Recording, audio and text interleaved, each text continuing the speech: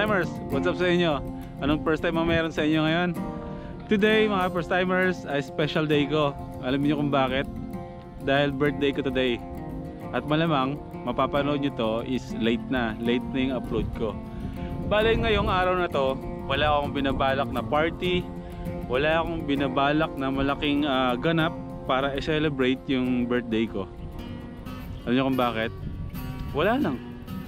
Siguro lumipas na sa akin yung mga panahon na lagi ako excited sa birthday ko, na dapat meron akong handa, marami akong bisita, marami akong regalong natatanggap.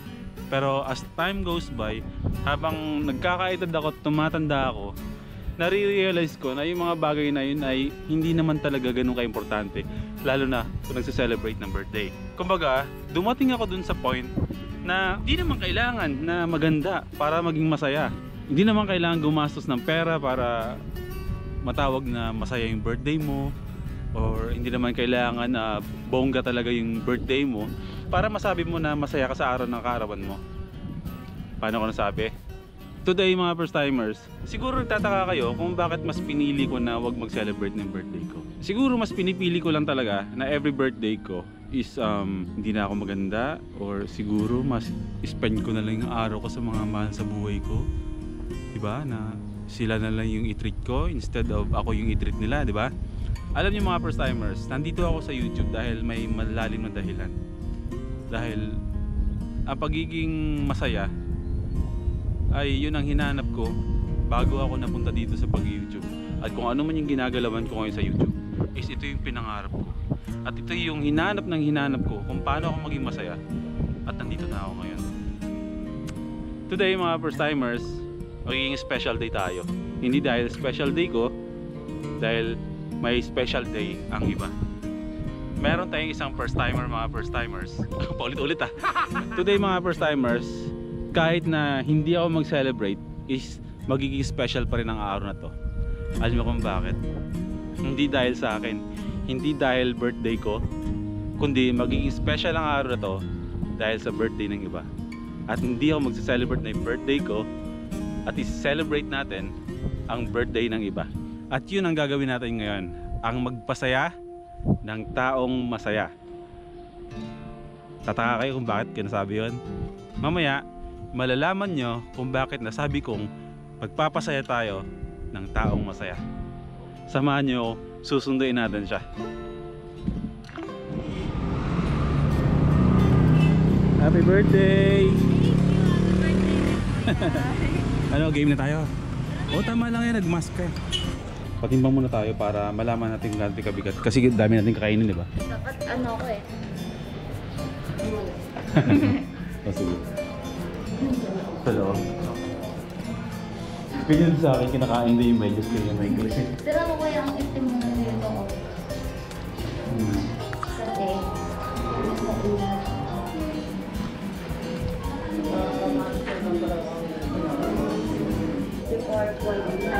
Dumagdag ka? Diba 54.9? Tapos bukas, babawasan yan. Ay ganon? Nang bigat? Okay, game. So, kinilo na siya. Pwede pa siya magdagdag ng mga 5 kilo. Kakain kasi kami ng samgyupsal. Mga first timers, si Eliza Española. Isa din siyang first timer. Kaibigan ko sa mismong barangay namin. At di ba birthday ko today? Kahapon ang birthday niya. Pero hindi ka nag-celebrate ng birthday mo, di ba? Hindi. O, pareho tayong dalawa. Kaya, Sabay lang. no? Ako rin eh. Kaya, hindi, magsa-celebrate ako ngayon. Kasama, pag-isahin natin yung birthday mo. At, di ba? So, ngayon, dahil pareho kaming January ang birthday namin at magkasunod, at meron kaming something in common. Mahilig kami sa sambutan. Kaya dito kami kakain ngayon. Dito namin i-celebrate yung birthday natin dalawa. Ayos ba yun? Yeah. Anong bigat mo kanina? 54.9. Anong gagawin natin 58? Wow, oh my God! O tara na, kain na tayo. Yan. Okay, ikaw na. Birthday mo, di ba? Birthday mo, ang birthday mo. Hello po. Ayan, doon tayo. Uy, naka-ready na. Saan ba to? Ito na, naka-ready na agad. Uy, hindi scripted to ah. Tuwang-tuwa. Sam G is life. Yeah. Ilan taong ka na? Ha? 12. Sinungaling. Ano siya? 21, di ba? 21 years old ka na. Di ba graduate ka na? Opo. Kailan mo ako pinapanood sa YouTube? Kasi nakita ko may post ka nun. Nanonood siya sa akin. Wala kang nakakaligtaan sa mga vlogs mo. Vlogs ko pala. Vlogs mo sa vlogs ko wala Pag naman. ano po kasi, hindi ako madalas manood. Mm. Bawal din yung putok. Pero Bawal yung, sa'yong manood palagi. pero yung mga bago niyo pong upload, yun. Nasasiyahan ka naman pag kapag pinapanood mo. Opo, galang-gala na rin ako kuya. Kakapanood mo sa akin, gala ka na rin. Oo. Hindi ako makagala. Ay, hindi ka. Oo nga no. Pero Wala akong pera kuya. manood ka na lang sa akin kasi ako na lang, ikaw na lang ang gagala namin, di ba? Pag nanood. Oo nga. Pero hindi kaya nakaingit ka dun. Siyempre kuya. Iyak ako. Iyak ka na.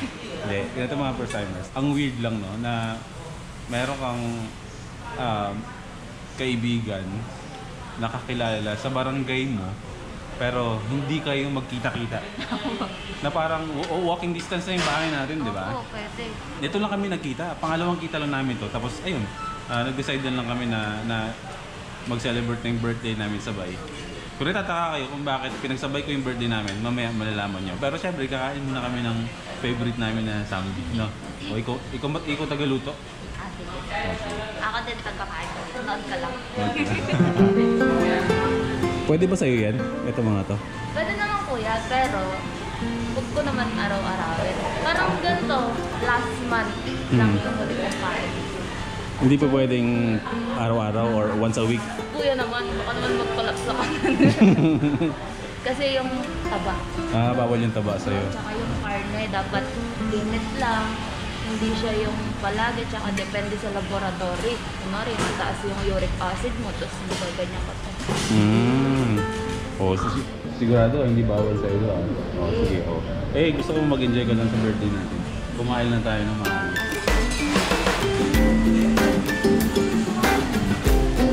Ano mo gusto mo kaya yung... Hindi naman, sakto lang. Kahit lutong-luto or hindi mo sabi. Hindi, dapat ako niluluto kasi birthday mo eh. Birthday mo din kuya eh. Ang gagawin natin. Ang kuya ang magluluto. Di ba sa ulong anak ka lang? Ba't hindi ka nagkaroon ng kapatid? Sa mama ko. Tita, ba't walang kapatid dito? Para isa lang daw yung dadalhin niya kuya ko. Alam niyo mga first timers, ngayon lang ako nag-birthday nang hindi naghanda. Siyempre may nag-inom ng bahay.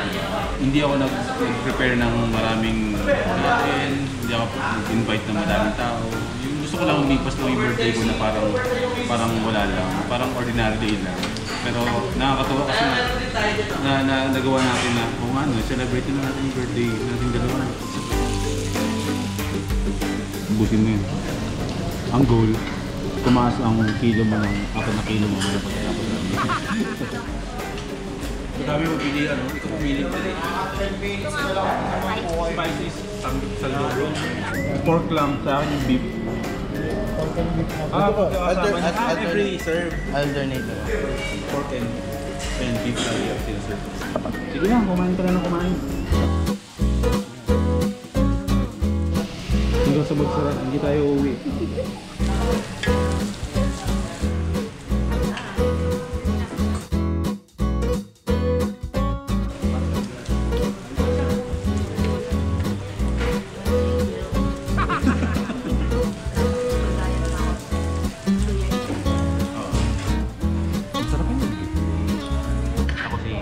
Chef Boy Negro. Lord yun ah, at natawa ka. Ito oh, kainin mo to oh, gulay. Kung parang mayroon pang chili naturally sweetened. Si Kilian lemon. Alam mo ba yun? Ako rin eh. Pero alam ko, lemon. Kung pataas ko ng immune system. O, diba? Para... Dito natin ilagay ito. Para pag kuya, ito po. Isa-isayin na lang natin. Isa-isayin natin. Kung paano? Hanggang mo kaya. Sulitin mo na. May ka naman diba? May card ka.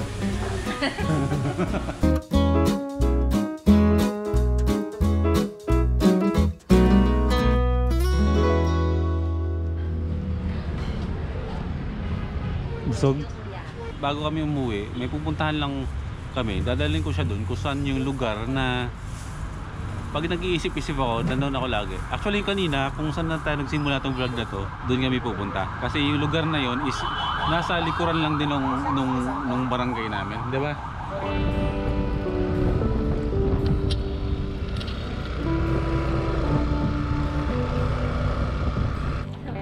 Ano, masaya ka sa Samgyup? Siyempre naman kuya, Samgyup is life. Sabi nga ni Ate B, araw-araw Samgyup. So kanina, sinasabi ko kasi sa kanila, may papasayahin tayo na taong masaya. Saya. Sabi sa'yo, masaya. Masaya ka ba? Lagi naman eh. Kaya nga namin pinagsabay na lang yung birthday namin. Para, di ba? Kasi nga, Sana lang. oo, isahan na lang. Kaya nga namin pinagsabay yung birthday namin kasi ako wala akong balak, 'di ba? Sabi ko wala akong balak mag-celebrate ng birthday ko. Siya hindi rin nakapag-celebrate ng birthday niya. So nag-decide kami na labas tayo, no? Celebrate natin sabay yung birthday natin, no? Yes. Happy birthday. Happy birthday kuya! Ilang taon ka na? 12. 12? Ako. Huwag mo nang sasabihin. Alam mo, 'di ba? Ha? Alam mo, 'di ba? Buti tinanggal mo na yung ano mo, mask mo. Okay. Para kita naman na lang namingiti naman ako. Oo, di ba? Yung mask na yan, mga first timers, wala pa yung ano yung virus ngayon? Corona. Wala pa yung coronavirus na yan, mga first timers, is suot-suot na ni Eliza yung ano niya. Palagi na. Oo, palagi niyang suot-suot yan. Di pwedeng mawala. Pero happy person ka talaga, di ba? Kasi nagkakilala tayo, masayahin ka talagang tao. Tawa nga ako ng tawa sa mga nire-repost mo ng mga ano sa Facebook, di ba? Maingay talaga ako. Oo, maingay ka. Sa kabila ng lahat, no? Oo. Kailangan yun. Oo. Alam niyo mga first timers, hindi ko alam kung paano ko ikikwento eh. Medyo nawawala ako sa sarili pero talagang gusto kong gawin to eh. Gusto kong gawin to mga first timers. Gusto ko kayong ma-inspire. Gusto kong ma-realize nyo na masaya ang buhay na overwhelm ako sa usapan natin. Pero Hindi dapat pinasaya kuya. oh, meron ako tanong sa'yo.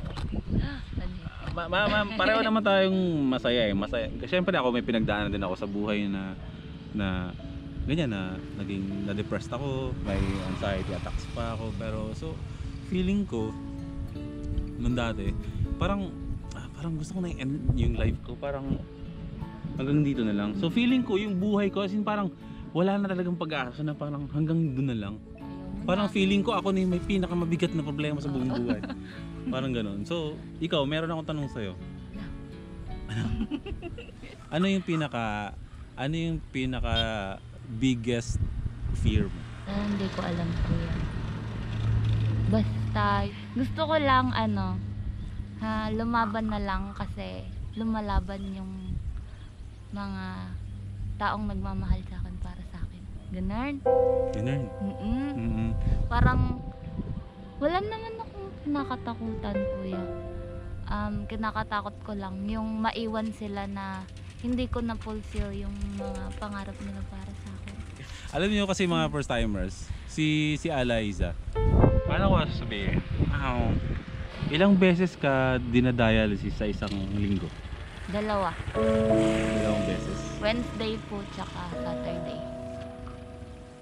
Alam niyo mga first timers, sa simula nung vlog na to kanina, nagsimula tayo hanggang ngayon, under dialysis siya twice in a week. Pero wala kayo nakita sa kanya, kundi lagi lang siya nakangiti, bungis-ngis lang siya. Kahit hindi pantay yung mukha. Kahit hindi pantay yung mukha ni Eliza. Kasi, na ano ko diba, na Bell's palsy na po. Bell's palsy siya. Ano pa kuya, last year, July. Hanggang ngayon, hindi pa siya magaling. Hindi pa siya magaling. Pero nagagawa mo pa rin ngumiti, no? Siyempre. Siyempre, laban-laban lang. Ano? Kailangan yun eh, para malakas din sila para sa akin. Oo, tama. Di ba nagkakilala tayo sa Facebook? Doon ko na i-compare yung pinagdaanan ko sa pinagdadaanan mo na parang, sabi ko, parang ang OA ko naman. Or parang nasobrahan naman yata yung pag-take ko na parang negatively nung mga pinagdaanan ko. Na sabi ko, parang wala na akong, parang hopeless na ako. Wala na akong pag-asa. Pero nung nakilala kita sa Facebook tayo nagkakilala, di ba? Parang, shucks, ang tindi nito. Walang sinabi yung sa akin. pero ba't ganito to? Parang ang saya. No, sisiw, di ba? Basang sisiw. Pero ba't ganito? Grabe to, parang yung energy ng positivity mo, ang taas. Saan mo nakukuha yung lakas na ganun? Wala lang kuya kasi simula nung kahit naman walang sakit, ganito na talaga ako. Tapos nung nagkasakit, parang naisip ko kung dadamdamin ko, kung iti-take ko na may sakit ako, hindi ko na magagawa lahat ng gusto ko. Parang lalo akong manghihina kung iisipin kong ganun. Kaya ayan, masaya lang ako. E di nagagawa ko pa rin yung mga gusto ko. As parang normal na tao pa normal lang. na ano pa rin, no? Ang galing, no? Mahirap kasi yun kuya, yung ginagawa mong malungkot yung sarili mo. Nagiging malungkot din yung mga taong gustong lumaban para sa'yo. Sila talaga yung number 1 na nagpapalakas sa'yo. Sa akin, sila yung mga nag-e-effort, yung hindi tumitigil na maghanap ng pang-dialysis ko, pambili ng gamot ko. Kahit ano, nakikita kong nahihirapan sila. Ang sabi lang nila sa akin, huwag mong isipin yun anak, ang isipin mo, nabubuhay ka. Nag-e-effort kami para sa'yo, kaya huwag mo nang isipin yun, kami nang bahala doon. Ganon. Alam nyo, mga first time, nung una kong siya nakita, may pinakita niya sa akin yung mga braso niya. Hindi ko alam na nagawa ko ng pagtakpan yung emosyon ko nung nakita ko yung mga yung veins niya dito. Pwede mo yung kita? Alam mo ito, mga first timers. Atin, no? Bumukol na. Ha? Bumukol na. Kasi lumalaki yung ugat niyan kuya. Dapat talaga lumaki siya kasi yun yung ginagamit na daanan ng dugo. Kung maliit kasi hindi kaya. Hindi kaya? Oo, yan yung inoperahan dito. Yeah. Yan, dyan siya binuksan. So ayun, mga first timers, so talagang namagana yung compare sa kabilang braso niya. Maayos yung kabilang, may pasa. Sinong nanakit sa'yo? Ito, yung kaliwang kamay niya na namagana talaga. Tapos may part dito na nakaumbok na akala ko dati sabi ko parang merong machine dyan na may kinabit na parang ang lakas ng vibrate, di ba? Tapos nagulat ako sa kanya na sabi niya pinagdugtong daw ng mga ugat yon na parang para lumaki siyang ano, no? Tapos doon daw tinutusok yung so parang so ako nagulat na naman ako, tapos parang niniti ko lang, pero yung loob ko, baka grabe to. Ito na yung mga tusok kuya. Mga tusok yan, ito mga tusok. Linggo-linggo yan. Twice a week, no? Tapos ibabaon pa yung karayom dyan. Wow, amazing. Pero ito yung pinakamalakas na vibrate, oh. Oo, kasi parang dyan yung pinakapuso. Grabe, oh, parang meron siyang machine. Pero malakas na daloy ng ano yan, ng dugo. Kasi malaking ugat. Grabe lang, sobrang ano lang, sobrang nang dahil sa sitwasyon mo, nung nalaman ko, parang mas lalong lumakas yung loob ko. Syempre sa case mo, hindi pwedeng hindi ka ma-dialysis in a week, no? Posibleng malason ka nung di ba ang mahal magpa-dialysis? Oo, yan. Ngayon nga nitong mga nakakaraan, walang-wala talaga, tamang utang lang, ganun. Minsan sa madaling salita, nagagawang umutang para makaraos para tuloy ang buhay. Oo, yeah. Kasi kailangan ko talaga yung dialysis kasi yun na yung kidney ko. Kasi diba dalawa siyang sira. Hindi niya malinis ng maayos yung dugo na nasa katawan ko. Para sa'yo, gaano kahalaga yung happiness na tinatawag? Kasi maraming gustong maging masaya, pero yung parang hirap na hirap sila maging masaya. I mean, tulad sa atin na may mga pinagdaanan, hindi namin tulad ng pinagdadaanan mo compared sa akin kasi wala naman talaga yun. Pero isipin mo yun, ikaw yung nasa ganyang sitwasyon, pero ikaw pa yung nagpalakas ng loob ko. Di ba? Balito. Ano, para sa'yo, gaano kahalaga sa atin ng happiness na tinatawag? Sa akin kasi kuya, yung nagagawa ng happiness, napapalakas talaga. Parang siya yung nagiging way para tuloy lang, para hindi mo maisip kung anong pinagdadaanan mo, ganon. Yun talaga, tsaka yung happiness talaga, nanggagaling yun sa love. Mm. Lalo na ng mama ko, ng tita ko. Sila yung nagiging lakas. Right? So, syempre, kailangan natin maging malakas. Kailangan natin piliin lagi na maging masaya tayo. Diba? Gawin nyo na lang example si Alaysa. Maka-inspire ka rin kuya sa iba. Oo. Kasi yung iba kong kasama sa dialysis, yun yung sabi ko, yung natutuwa sila, nagugulat sila na, ha? 2 years ka na nagda-dialysis? Akala nila, kaka-start ko lang. Ganun. Masaya ko naman yung birthday mo. Oo naman kuya. Ako masaya ako kasi alam kong may tao akong napasaya na masaya naman talaga. So sana nadagdagan ko lang yung saya na meron ka. Siyempre naman. Kasi alam ko na happy person ka. Kaya happy lang dapat, no? Yeah. Natutuwa ako na parang kuya na rin talaga ako ni Alaysa. Sabi ko sa kanya kasi wala siyang kuya. Bilang kuya boy first time niya, sabi ko nandito lang din naman ako. Ako hanggat may kaya akong maitulong sa kanya at tutulungan ko siya kung saan ko siya pwedeng ilakad para masuportahan yung pangangailangan niya every week. Kung ano yung maitutulong ko, tutulong ako para sa kanya.